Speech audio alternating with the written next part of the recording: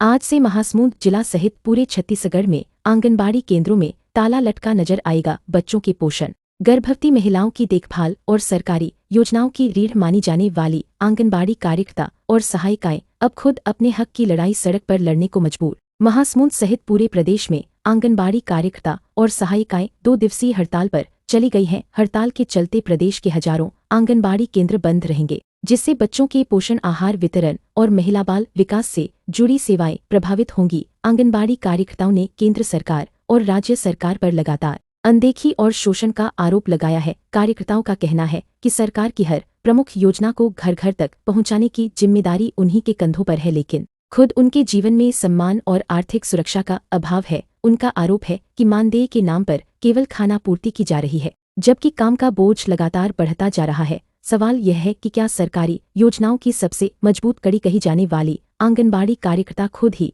व्यवस्था की उपेक्षा का शिकार बन गई हैं। सबसे पहले आपको सभी को मैं नमस्कार करती हूँ और मैं श्रीमती राशि त्रिभुवन महिला अखिल भारतीय महिला कांग्रेस की राष्ट्रीय संयोजक को पूर्व नगर पालिका अध्यक्ष महासमुंद। मैं आंगनबाड़ी कार्यकर्ता सहायिका जो बहनें यहाँ धूप में बैठी हैं अपनी जायज़ मांगों को लेकर के, उनके समर्थन में मैं यहाँ आई हूँ। वास्तव में ये भाजपा सरकार जो चीर निंद्रा में सोई है उनको जगाने का काम ये कर रही है। इन महिला बहनों के साथ हम महिला बहनें साथ खड़ी हैं। वास्तव में जब से भारतीय जनता पार्टी की सरकार आई है, जब तक धरना प्रदर्शन नहीं होता है, किसी बात का विरोध नहीं होता है, वो किसी मांगों को पूरा नहीं करते हैं। ये हकीकत है कि ये अपना अधिकार मांग रहे हैं, ये किसी से भीख नहीं मांग रहे हैं। क्योंकि आने वाले 3 दिनों के बाद अभी होली है और होली में महिलाओं को अपने घर में होना चाहिए। होली की तैयारी रंगों का पर्व है और ये महिला बहनें देखिए आज रोड पर बैठी हैं, धूप में बैठी हैं, तो इनको जागना चाहिए और इनकी जायज़ मांगों को पूरी करनी चाहिए। ये नया मांग हमारी नहीं है। 1975 में ICDS की स्थापना पूरे भारतवर्ष में हुई थी और आज सरकार रजत जयंती मना रही है, लेकिन आंगनबाड़ी कार्यकर्ता और सहायिकाओं का जो मांग है वही पुराना ही मांग है। हमारी मांग है आंगनबाड़ी कार्यकर्ता और सहायिकाओं को सरकारी कर्मचारी बना दें और जब तक सरकारी कर्मचारी नहीं बना रहे हैं तब तक कम से कम न्यूनतम मानदेय के रूप में 26,000 रुपये आंगनबाड़ी कार्यकर्ताओं को दिया जाए और सहायिकाओं को 22,100 रुपये दिया जाए। उसके साथ साथ में आकस्मिक मृत्यु अगर आंगनबाड़ी कार्यकर्ता सहायिका की होती है तो अनुकंपा नियुक्ति दिया जाए और पेंशन की सुविधा दिया जाए ताकि बुढ़ापे पे हम लोगों को ज़्यादा परेशानी ना हो। इस प्रकार से 3 मांगों को लेकर के हम लोग पूरे छत्तीसगढ़ के विभिन्न जिलों में आज आंदोलनरत हैं। ये आंदोलन 26 और 27 फरवरी को सभी जगह हो रहा है। कुछ नया मांग नहीं है। सरकार को बजट से भी हम लोग को काफ़ी आशा थी कि कुछ न कुछ तो हमारे लिए कुछ मांग हमारी पूर्ति होगी, लेकिन बहुत निराशा हुई कि हमारे लिए बजट में भी किसी प्रकार का कोई प्रावधान नहीं है।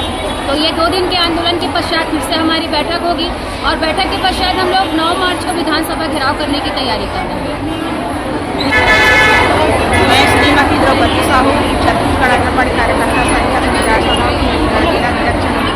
संयुक्त मंच में हम लोग बैठे हुए हैं 2 दिवसीय हड़ताल में अपनी समस्याओं को लेकर, अपनी मांगों को लेकर। हमारी जो समस्या है पोषण टेकर है और FRS है और हमारी जो मांगे हैं शासकीय कर्मचारी पोषण करना और बुढ़ापे की हमारी जो सामाजिक सुरक्षा के रूप में हमें पेंशन, ग्रेजुएटी और समूह बीमा का लाभ दिया जाए और शिक्षा कर्मियों की तरह हमें भी शासकीय कर्मचारी घोषित किया जाए। ये है कि हमको सरकारी घोषित किया जाए, क्योंकि 5 साल में जो काम हमारे विधायक और सांसद और जितने भी जनप्रतिनिधि हैं वो आते हैं 5 साल के लिए और पेंशन के हकदार बन जाते हैं। और हमारा ICDS 50 साल हो गया और हमारी कार्यकर्ता को 40 साल 45 साल काम करते हो गया, लेकिन आज तक किसी को पेंशन का हकदार नहीं मिला। जिस समय हमको बुढ़ापे में पेंशन मिलना चाहिए उस समय हम खाली हाथ जाते हैं। सभी बोलते हैं कि हम सेवा कर रहे हैं और हमको बोलते हैं मानदेय है। शासकीय कार्य करवाने के लिए हमको उस समय हम सरकारी कार्य कैसे करते हैं?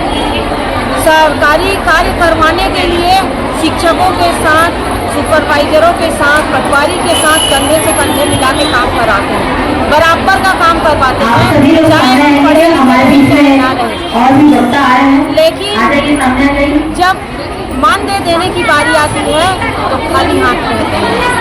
निश्चित तौर से अभी तो 2 दिन का हुआ है, आने वाले दिनों में हम 7 दिन